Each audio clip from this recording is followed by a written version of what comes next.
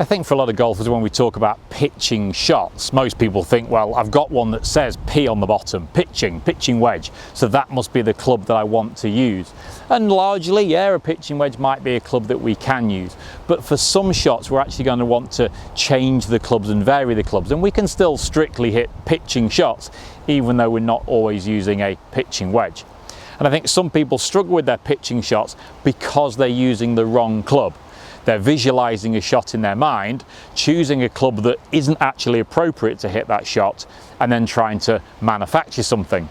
So I've got a pitching wedge here, but if I wanted to get the ball onto the green and stop it by this first red flag, I'm probably going to struggle with that shot. The club doesn't have enough loft on it, so when it lands on the green, it's going to roll off the other side. It's going to be too quick as it lands.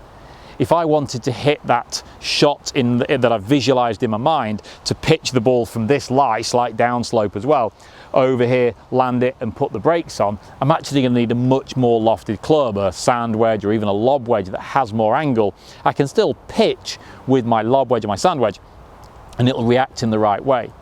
Unfortunately, the other thing that golfers do from this situation, because they're so wedded to their club choice, is they then manipulate the shot. They try to do something with their swing to get it to do the appropriate thing.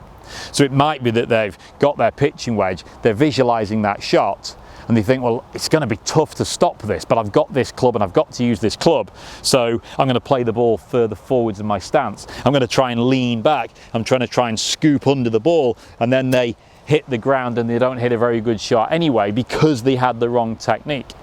So when you're hitting chip and pitch shots, what I would encourage you to do is find yourself in an area like this on the chipping green or pitching green and try and hit different shots to different flags using different clubs. Don't get particularly wedded to one idea of every pitch shot needs to be hit with a pitching wedge, or every bunker shot needs to be hit with a sand wedge, or every chip from the side of the green needs to be hit with a lob wedge. Try different clubs. You've got 14 of them. Now, they're not all going to be appropriate, but there's probably 5 or 6 that you could use for these different shots.